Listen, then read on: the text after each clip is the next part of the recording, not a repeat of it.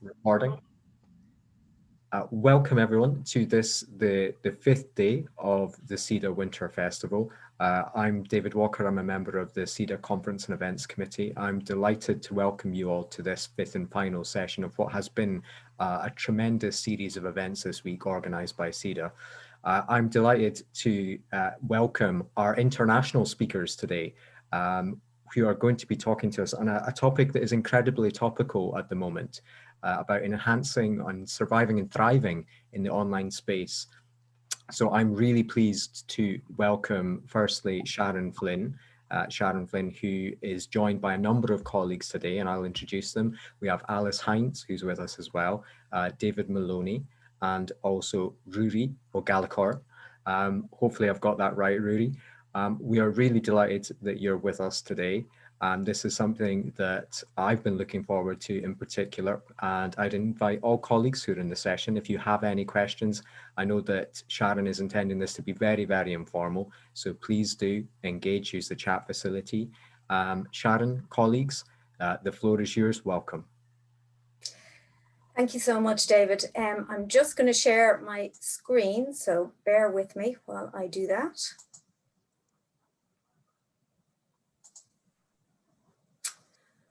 Okay, can everybody see that? Give me a thumbs up. Yeah. Yeah. Okay, cool. Thank you so much, and thank you for inviting us to share our experiences with you today. As David said, we're going to try and keep it quite informal. We know that this is the end of a very long year, and to be honest, I'm surprised that so many people have turned up today, because I know that everybody is just completely exhausted. So I'm going to invite you, please do use the chat function for comments and questions as you go along. There's 4 of us, so we can manage to respond either in the chat or during the conversation. So I will get started. I'm going to tell you a tale in 5 phases. And phase 0 is this. So back in November of 2019, so just over a year ago, the National Forum in Ireland rolled out the Irish National Digital Experience Survey, called the Index Survey.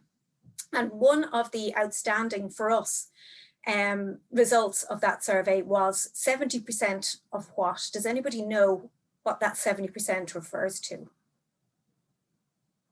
I'll give you 2 seconds. I'm pretty sure Mary does. But essentially 70% of staff who teach in Irish higher education had not at that point ever taught in an online live environment. Okay, 70%. So that gives you a sense of, in terms of what was coming, we didn't know it was coming, but it gives you a sense of the challenge that we were facing into.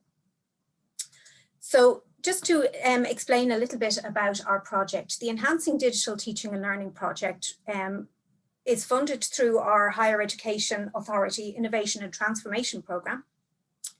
It was set up as a 3-year project to enhance digital teaching and learning in Irish higher education.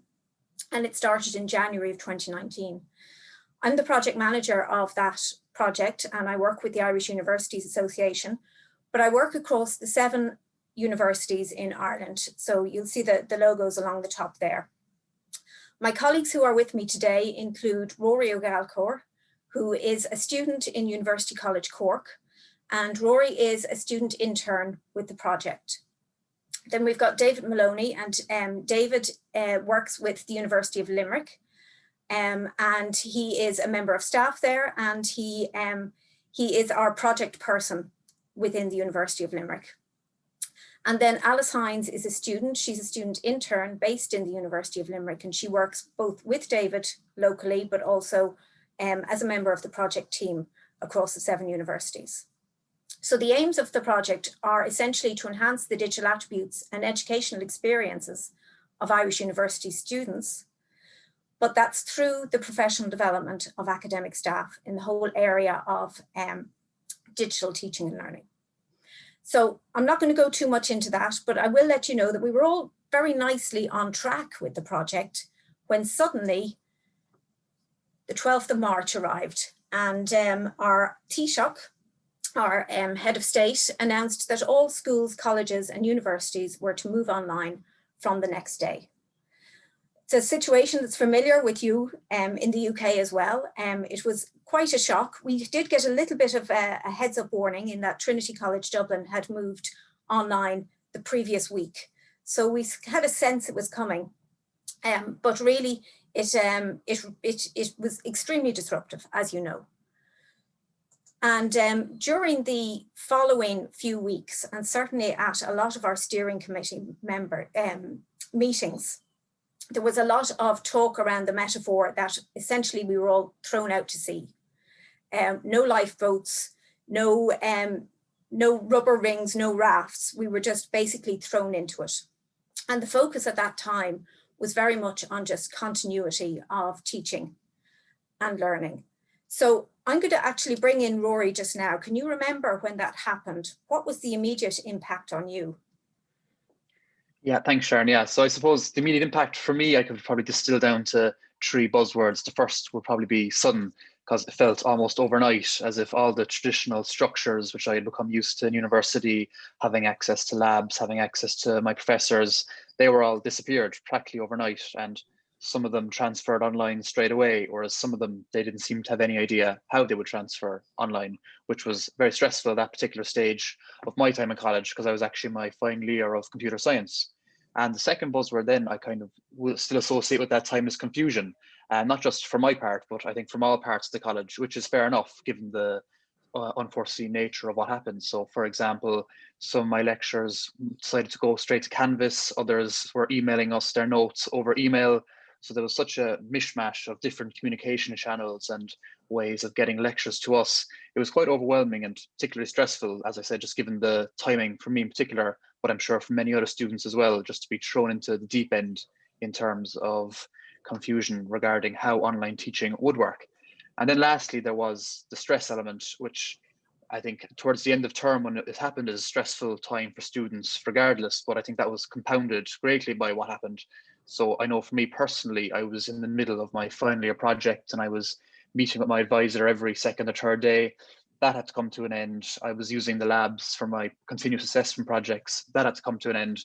So there was a lot of stress in that regard, just with how will these continue? How will these work? Because as I said, it was such a sudden change that we weren't able to be given much guidance. So I think when I think back to it, those are the 3 things which stick out to me by far the most. Thanks, Rory. Alice, the situation was a bit different for you. I think you were on placement when it all happened. Do you want to tell us a little bit about what was the impact on you? Yeah, so can you hear me okay? Yeah.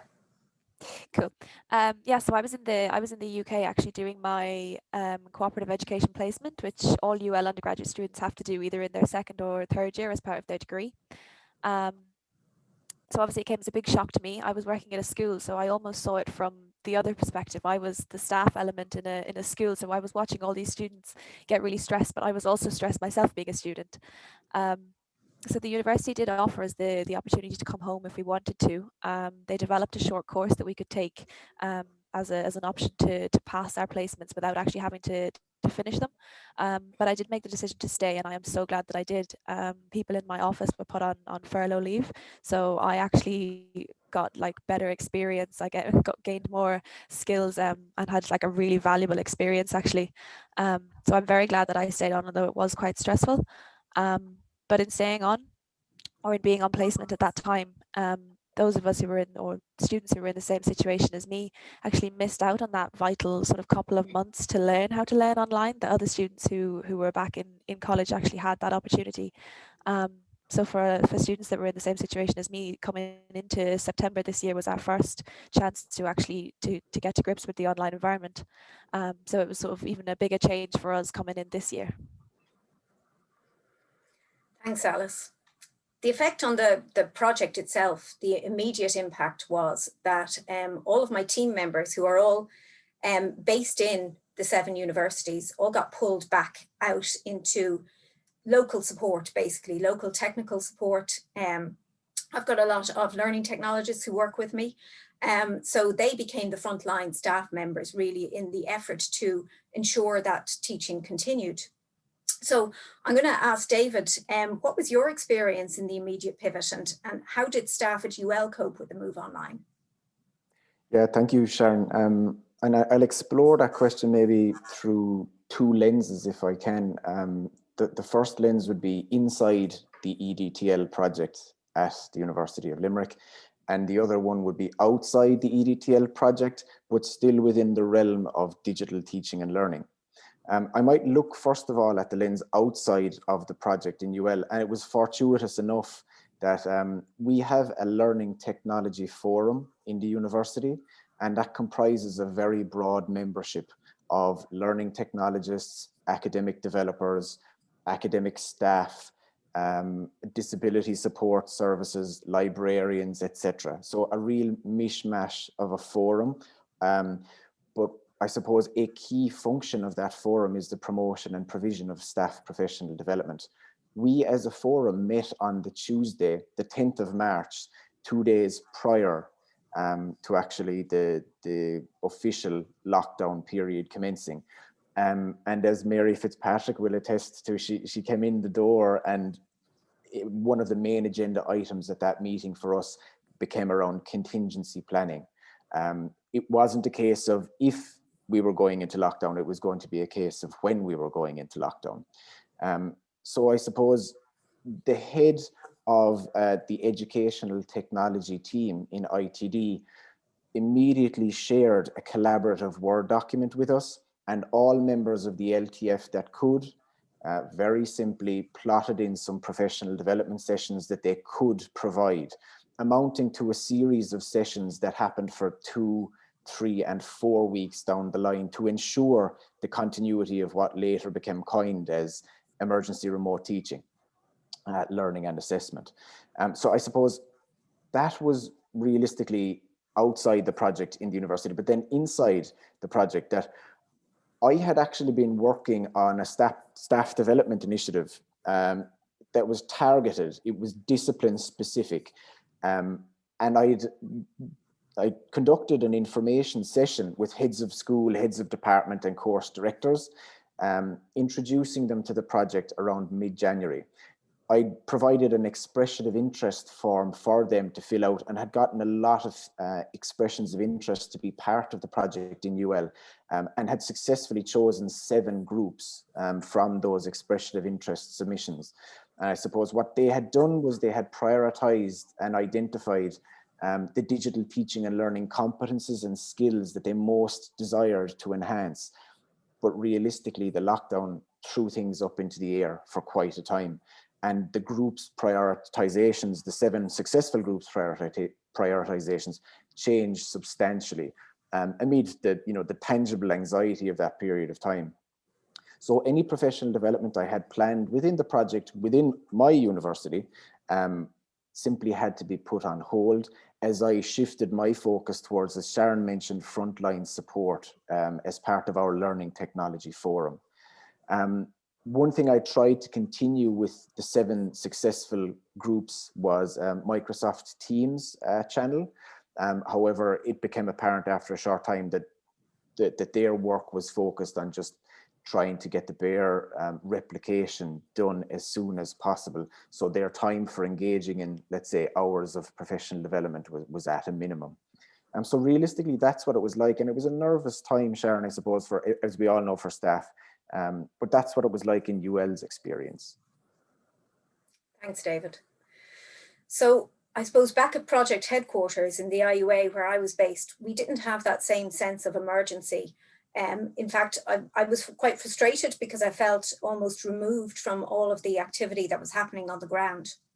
But it did give us a bit of space, I suppose, to try and think about what was going on and to think about the future as well. So one of the things we did was, with the help of a lovely girl called Kate Wood, who works in the IUA, was we began to document through a higher education in isolation series the experiences of staff and students in that immediate period. So over 6 weeks, beginning from the middle of March, we recorded, or we asked people to record very short vignettes and little video logs of what was going on. It started in week 1, and as you can see, that that was the week of St. Patrick's Day, where we had two staff members, Neil Madden from NUI Galway and Theo Lynn from Dublin City University, talking about their immediate responses to the pivot. And also Orla Wood, a student at Dublin City University, talking about her setup at home, the fact that she had 3 sisters in the house and the dog and everything else.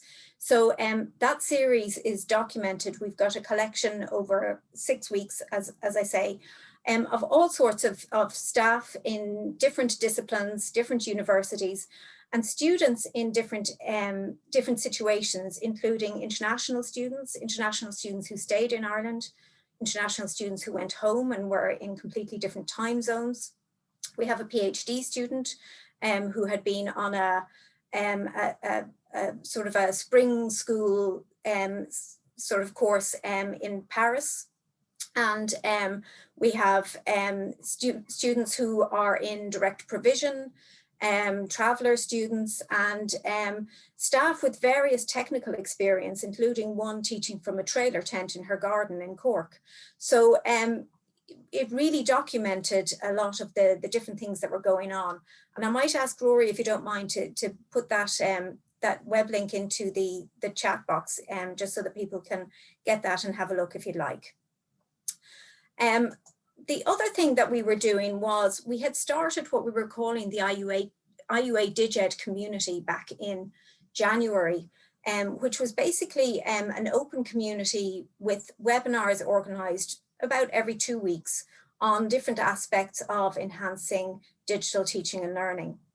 When we set that up, I remember being asked at one of the steering committee members, you know, how many people do you think you'll have joining that community? And I thought, well, maybe about 130 by the end of the year. I can let you know now that we currently have more than 650 members of that community. And we began to use that webinar series in that immediate period after lockdown to reach out to staff, to bring them together, to talk about the things that were happening at the time. So this just shows you 6 of the webinars that took place around the time. And you can see that on the 23rd of March, we had one just on teaching online in a crisis, followed up a couple of weeks later by assessment online in a crisis. And essentially we used this as an opportunity to bring people together, to show that we were there, that we were supporting them, and to talk about some of the things that they could do and allow people, I suppose, a little bit of an opportunity to offload a bit. The webinar series is completely open. We record all of the webinars and they become available on our website. Usually, it depends on how much time I have, but usually the same day. So we have a whole collection of webinars that are available at that web link. And you're very welcome to go and have a look at them at any stage, but I'll point you to one later on that I really think you should take a look at. Okay, yeah, and so maybe if somebody could pop some of the URLs into the chat box, that'd be really helpful. Thank you. Okay, let's move on to phase 2. So phase 1 was that immediate pivot. And we knew that what happened during that immediate pivot was very much focused on just continuity, getting through to the end of the term and the end of the academic year. We know that assessment was a huge issue, and we could talk all day about assessment. So I'm going to try not to talk too much about it. And that period, as David mentioned earlier, was coined emergency remote teaching. At that point, and I suppose because I'd had a bit of a time to reflect, it was becoming very, very obvious that we couldn't return to normal in September 2020. And so certainly I began to think about, well, we can't implement real, proper online teaching in that time. But we did have a very small window of opportunity to allow and to support staff to plan for better in the new academic session. So I brought a proposal to our steering committee, of which Mary Fitzpatrick is a member, and the steering committee approved a refocus. So what we said we would do is we had an existing team in place, including David from University of Limerick, but we have a group of about 10 people across the 7 universities. And we knew that all 7 universities were facing the same challenge.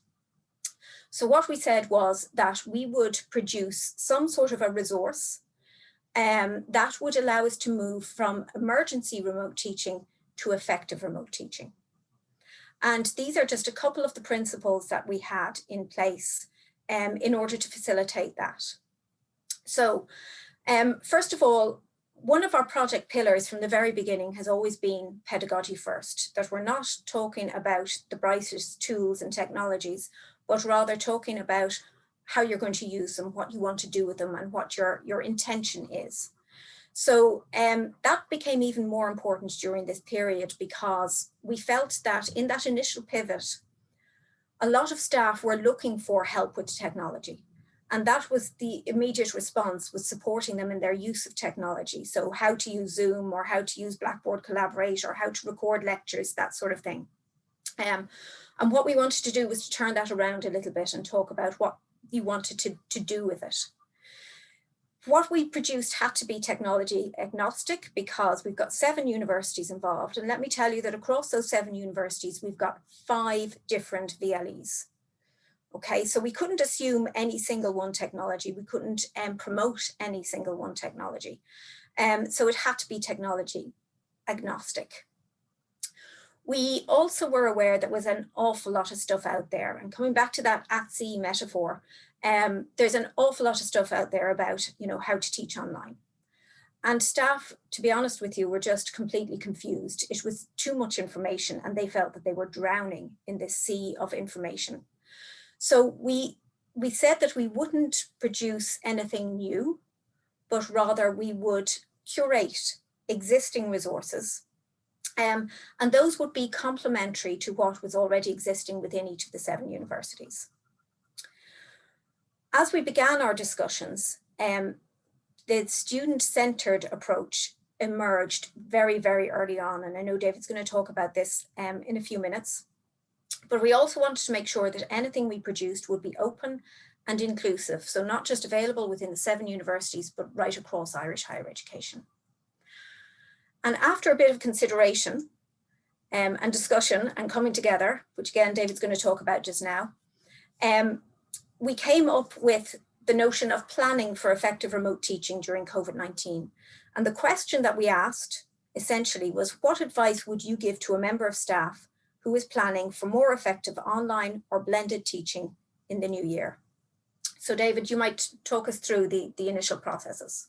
Absolutely, Sharon. Yeah, thanks very much. And you've covered like a really nice context and background to it there. So I suppose when the project team came together to discuss what this approach may look like, we'd already talked kind of at length within our Zoom meetings about like, what advice would you give to someone who is maybe more novice in this area, and also create something that was still catering for those that may be experienced in this realm as well. So the audience was, it was difficult to pin down because you're dealing with such a spectrum of people, but we needed it to speak to the novice person as well. So Sharon would have set up a number of Zoom meetings or project team meetings for us. And in those Zoom meetings, especially in the month of May, because May was a very intensive period for us, we were broken down into maybe 2 or 3 breakout rooms.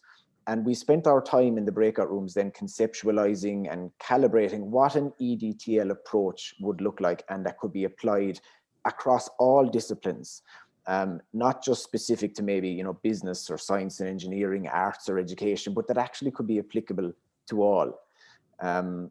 So a lot of brainstorming happened, and we tried to distill down maybe considerations we felt were the very essence of effective digital teaching and learning. Within our larger circumstances, as we've presented it, as still emergency remote teaching. So the outputs then from our breakout rooms, Sharon would have collated that and consolidated it into the themes that you now see here presented. We were, I suppose, very eager that a 1-page infographic would be a good option, we felt at that time, because first of all, as Sharon has mentioned, there was information overload. It had to be concise for staff.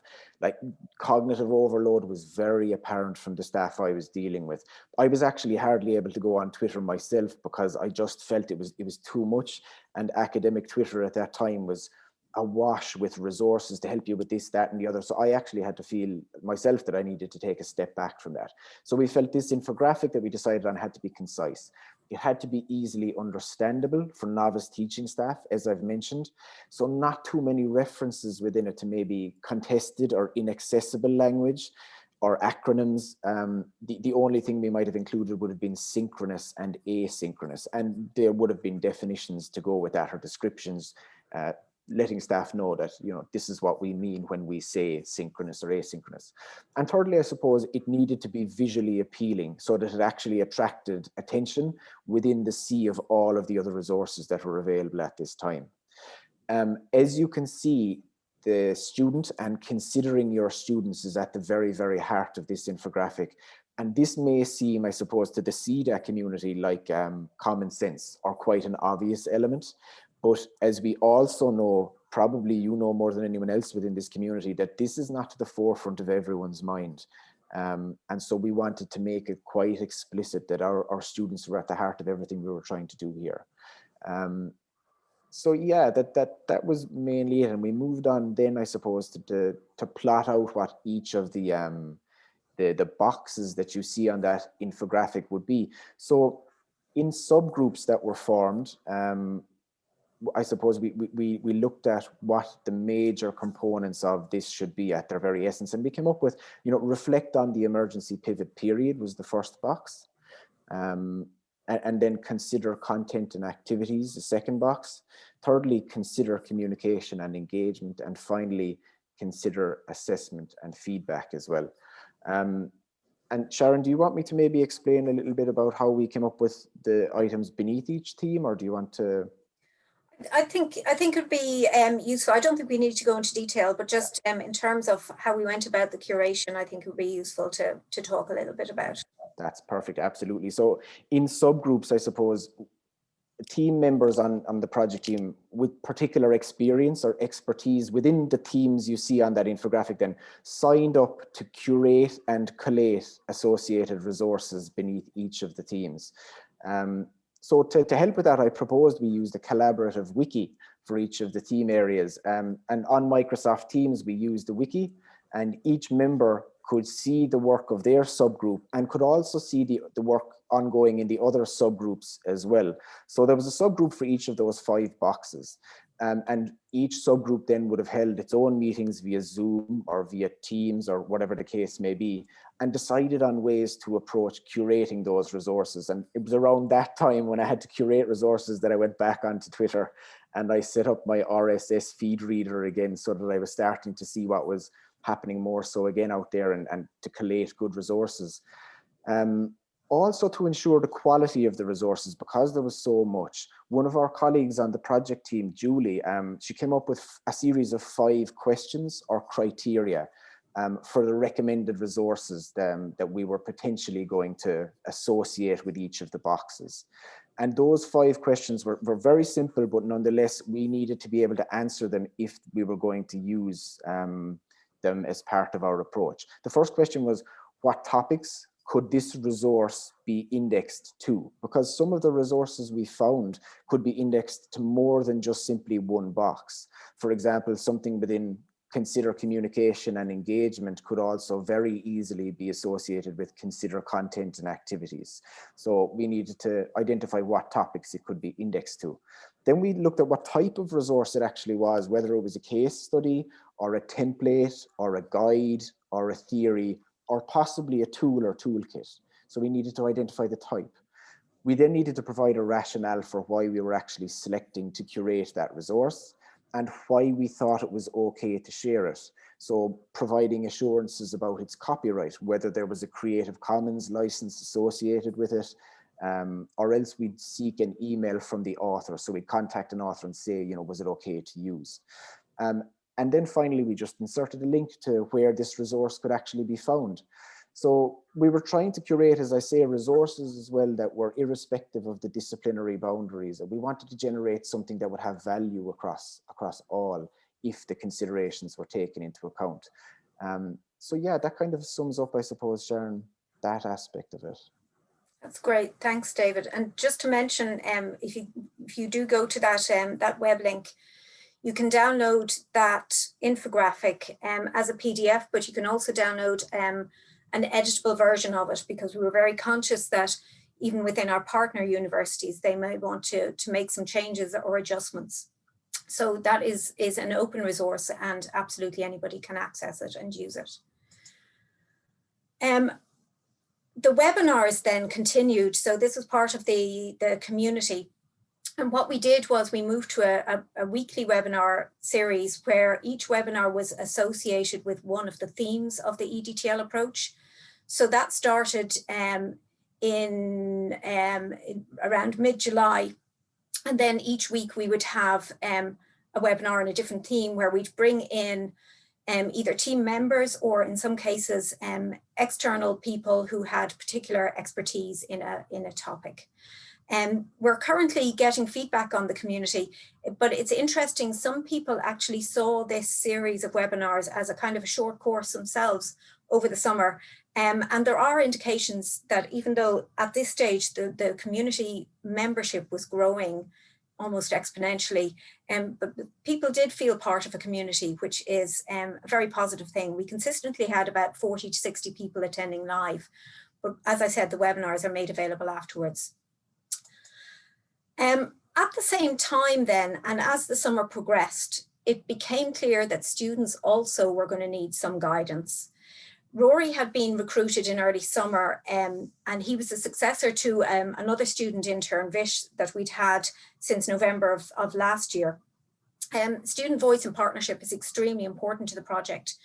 And a lovely decision was made by the steering committee during the summer that we would actually expand that student partnership by bringing in a whole team of student interns, where we would have at least one intern within each university as well. So the interns play a couple of different roles in the project. The interns who are based in the universities will work at a local level within the university and reaching out to student groups within that university, but they also come together at a team level, and we'll talk a little bit about that later on. And then in terms of communications and their role within the team, they have a dual role in that we hope that they will bring the student voice to the project, but there's also an outreach role to students. So Rory, I wonder if you'd like to come in maybe and talk a little bit about how you went about developing the EDTL approach for students. Yeah, thanks, Sharon. Yeah, so as Sharon said, one of the original goals of this project was to bring in the student voice.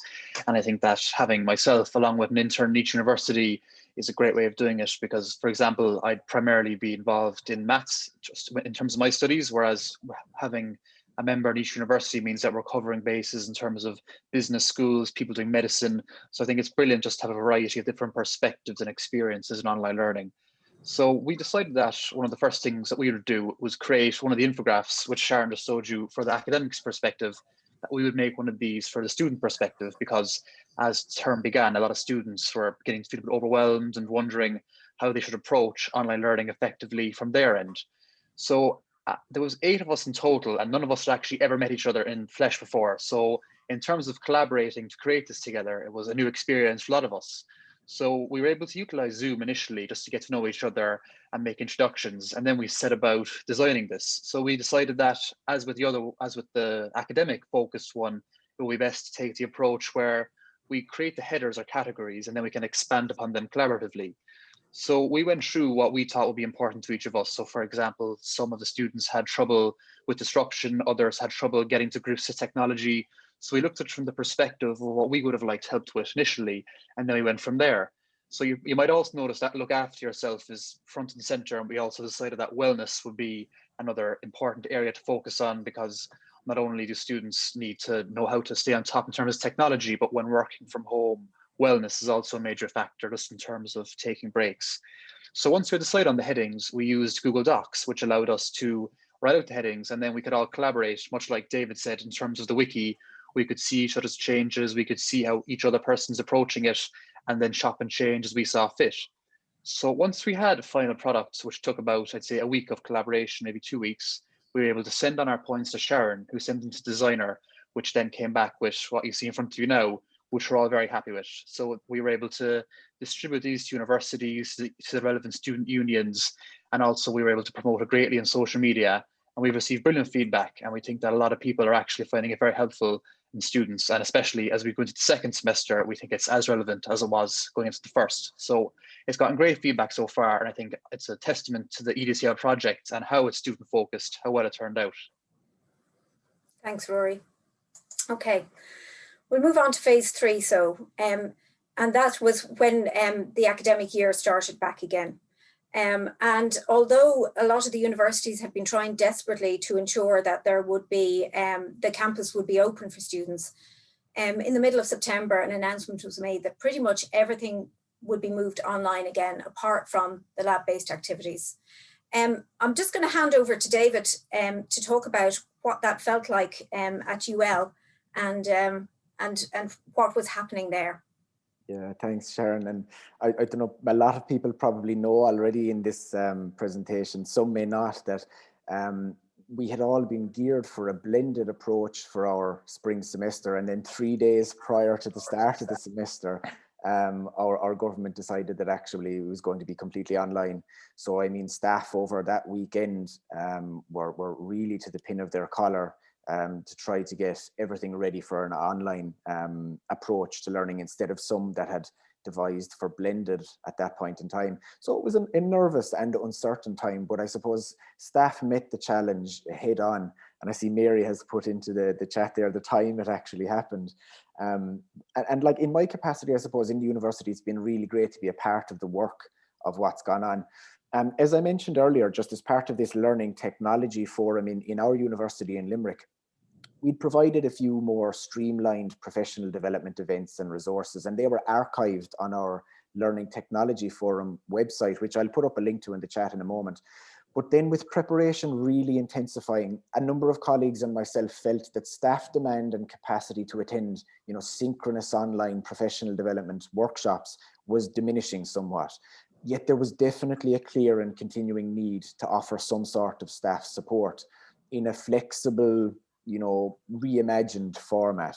So I propose that we create a blog series that you can see here, and Mary has kindly shared that link in the chat there. There's a blog as part of our LTF website, and its guiding principle was, as Sharon said earlier on, pedagogy first, and it aimed to provide an ongoing, informative and timely feed of quick, useful and practical tips for our staff who were maybe more novice to consider implementing in their own teaching contexts during the semester. So we decided on a name for it, voted, of course, collaboratively, and it was Quick Tips for Teaching Online.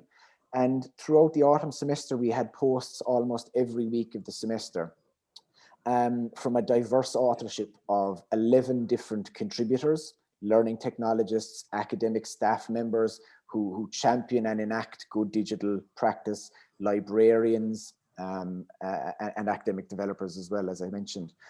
We also got a guest post as well from a member who is outside of the Learning Technology Forum, and we're hoping to go that way more so in the future. But it's just worth mentioning this series to you. It was one of the things that we put in place in the University of Limerick to complement, I suppose, professional development workshops.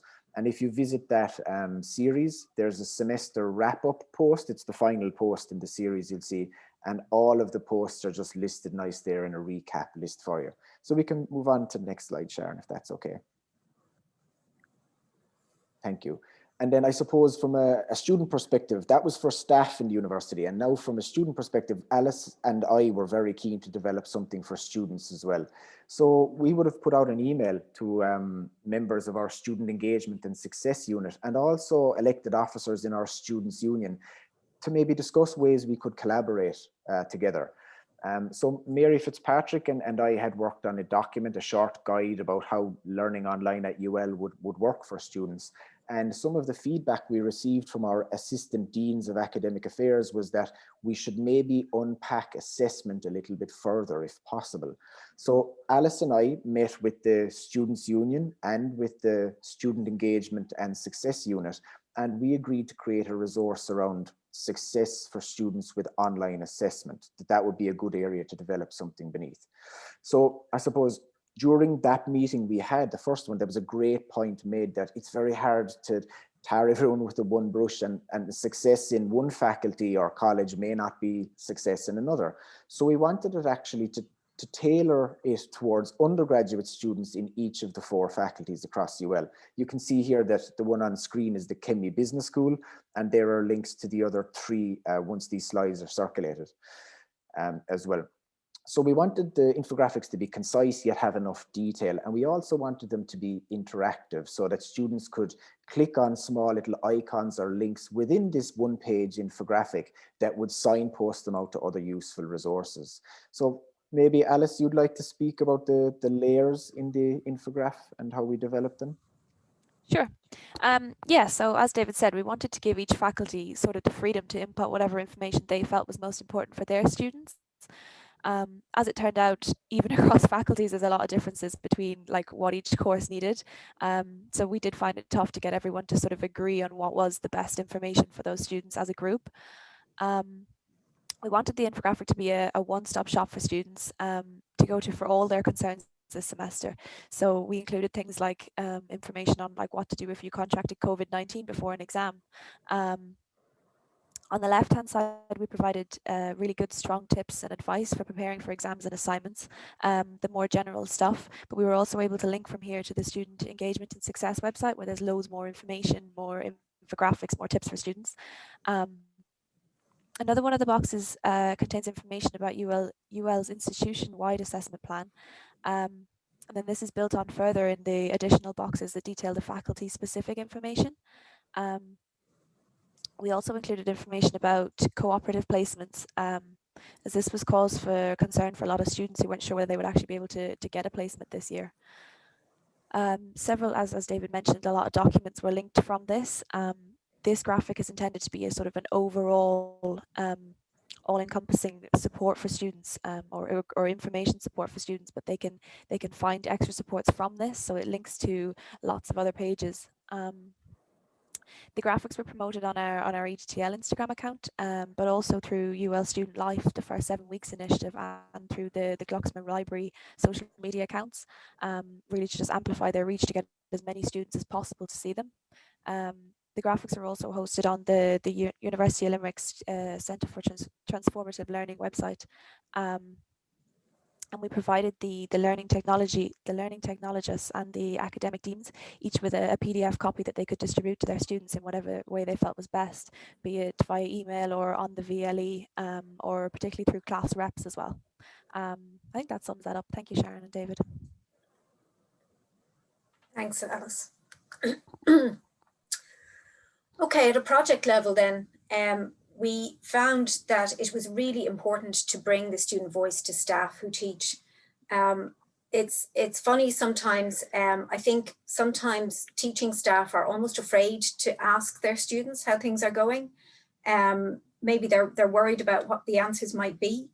But one of the things we did in October was we hosted a very successful webinar as part of our series, where essentially we handed over to our student intern team. And it was aimed at staff, but with students talking about online teaching from the student perspective.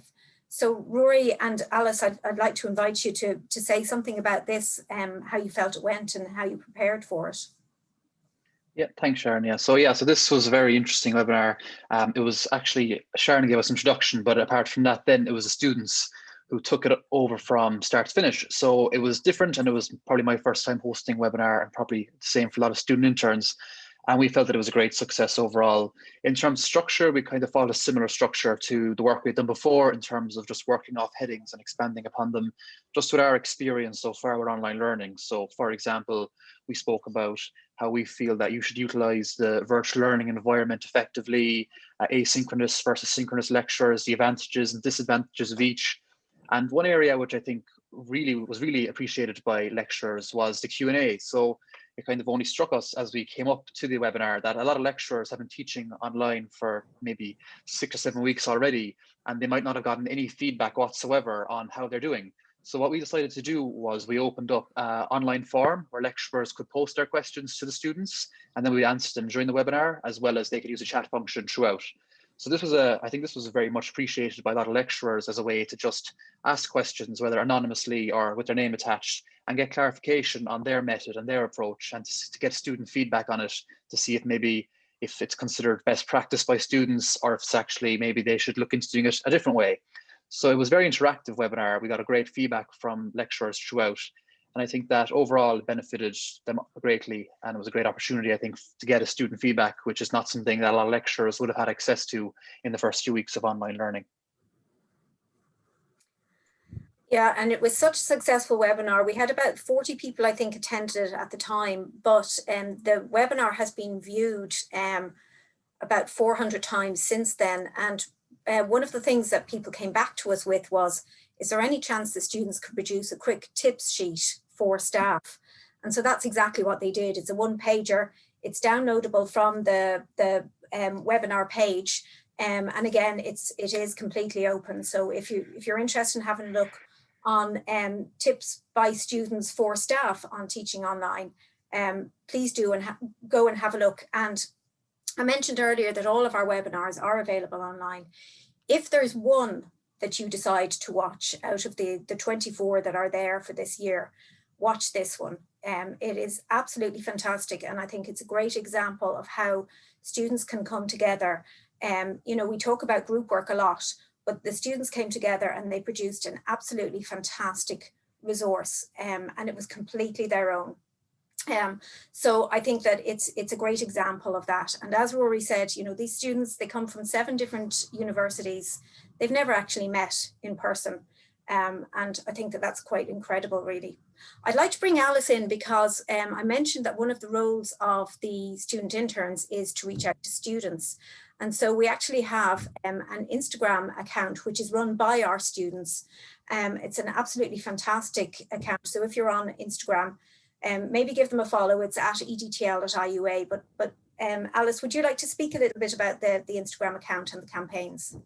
Yeah, sure. Thanks, Sharon. So the Instagram team consists of 6 of the interns from, I think we're all from a different university. We meet each Friday to kind of plan our weekly posting schedule. We try to have sort of a theme for each week. So we did the academic integrity theme.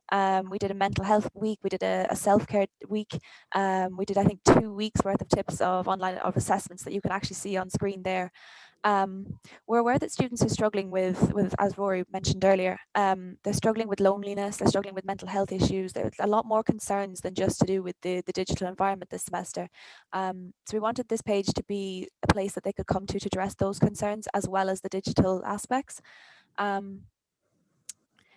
So the page offers lots of advice and tips for students, and by sharing our own experiences on the Instagram stories, we often sort of post videos of us talking about our experiences.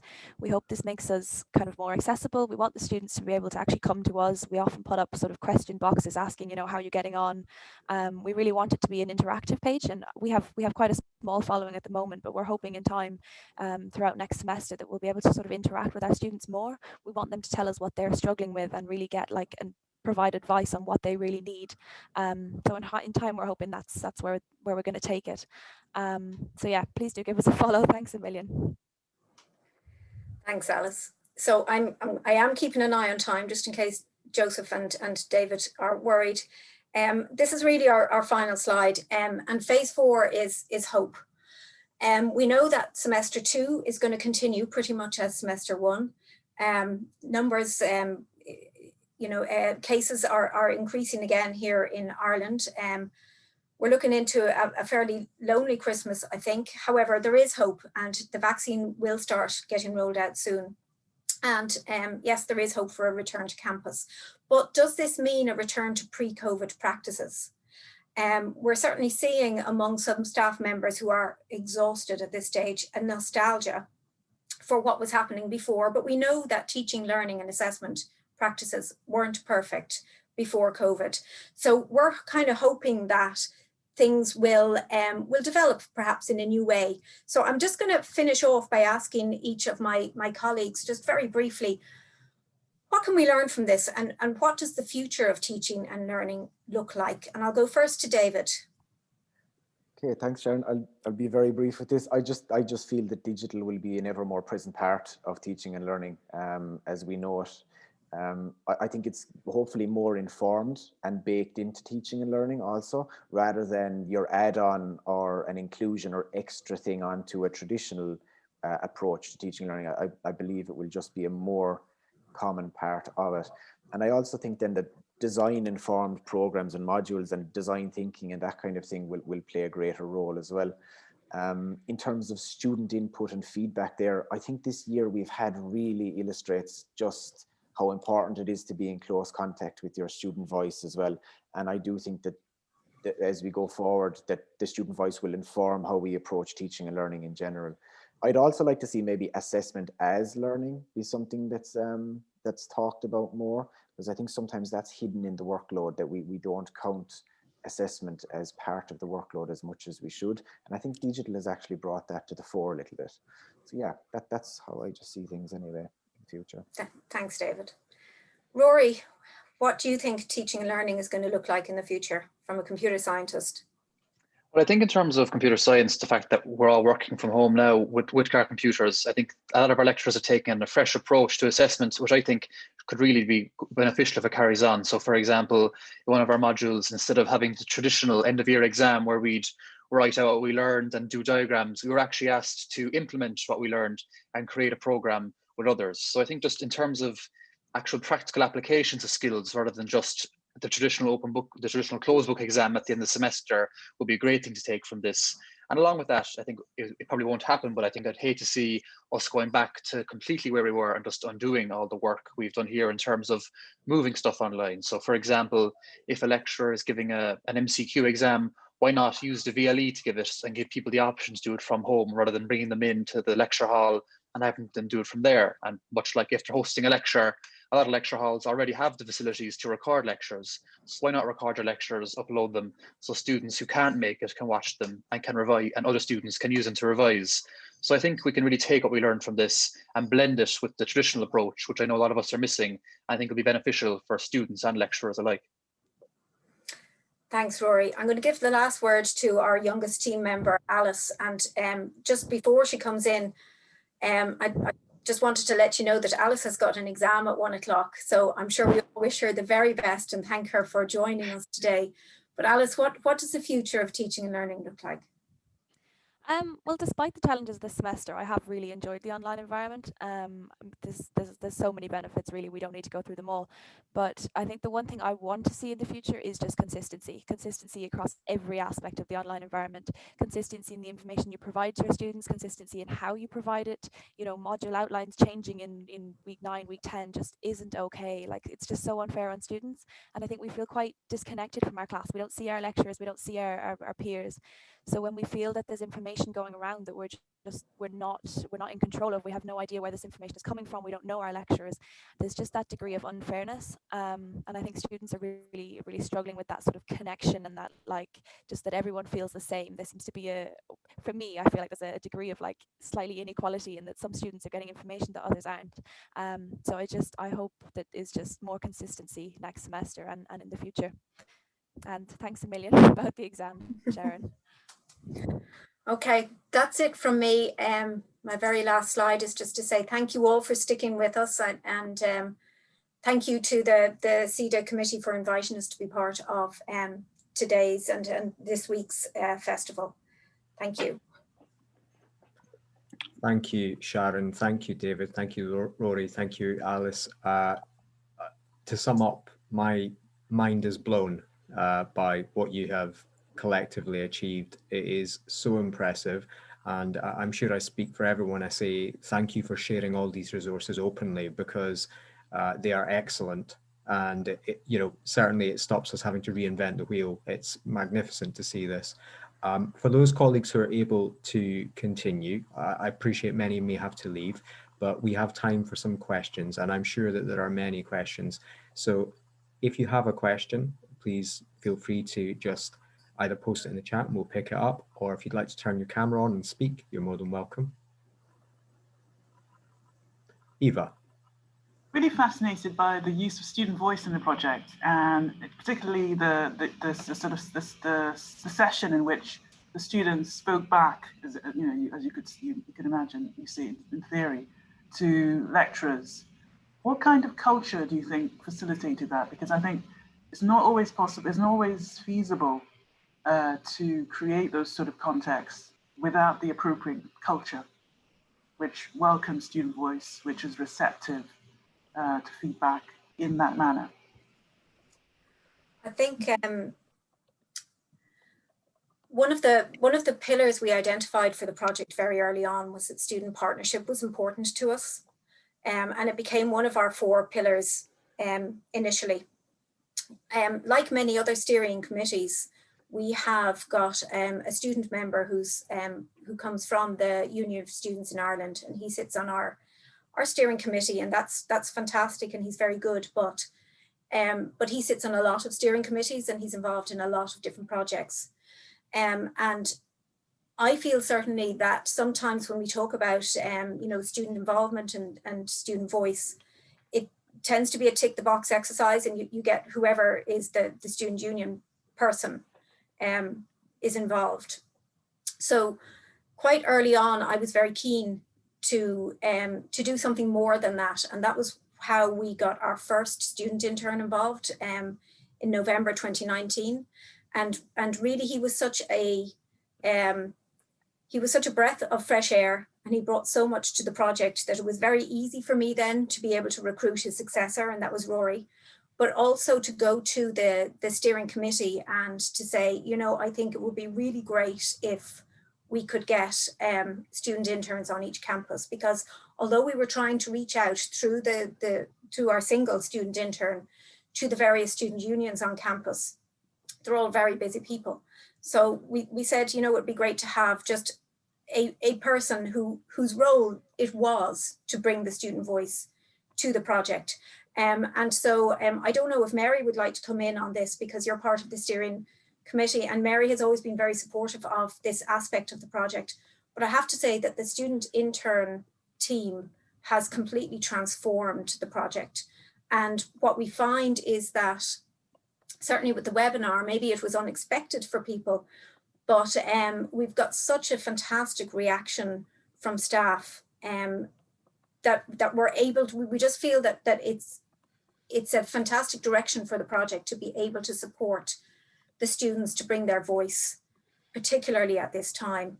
Mary, do you want to say anything about that?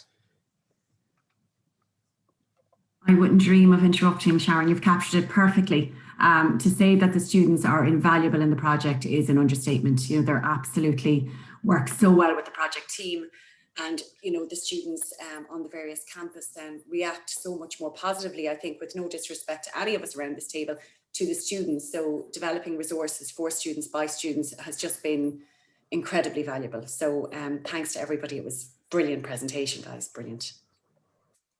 Thanks, Mary. Rory or Alice, would you like to say anything? Yeah, I think Eva, I think a good point there would be this terms of culture would just be how we were all, I think a major contributor to the culture that allowed this was the fact that we were all in the same boat, and we were all thrown into the deep end so quickly. I mean, there was no one who didn't have to reckon with online learning, the lecturers and students alike, whether they were comfortable with it or not, had to do it, and they had to try and maximize it, and we kind of knew we'd be here for the long run. So I think that helped, as morbid as it sounds, COVID-19 helped in terms of pushing it to the forefront, and that even if someone was reluctant, it had to come, and they had to seek resources, and that I think went a good way in making sure that the student voice was listened to and did form an integral part of the approach to online learning. Lovely, thank you. Any further questions, colleagues? I'm just going to check across my screens to see if anyone else is trying to come in. Okay. Just while you're doing that, David, if I could just mention, you've met 4 of the team members here today, but there's a whole gang of us, and it's just a fantastic project team and a great group of people to work with. The student interns, the project team, and of course our steering members as well. And it wouldn't be possible without all of those people. Absolutely. Thank you, Sharon, and thank you to all our contributors today. So all that remains is for me to thank everyone who's contributed and attended to this SEDA Winter Festival. it has been a very enriching week, and I think this has really topped it off. It has been a fantastic session. So can I ask everyone who's on this call to give Sharon, Rory, Alice and David a round of applause, please, and to express your gratitude. Really excellent and impressive. To continue the sea and shipping metaphors, you were all at sea, but certainly you steadied the ship, and what you've done has gone far beyond that, actually. So impressed. Thank you everyone for attending.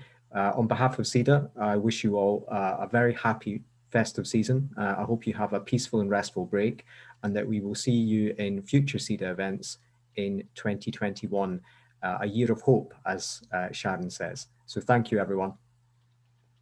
And let's not forget that SEDA conferences will be back in 2021. We have virtual in May and a proper online, proper face-to-face back in December 2021. So hopefully we will all see you then.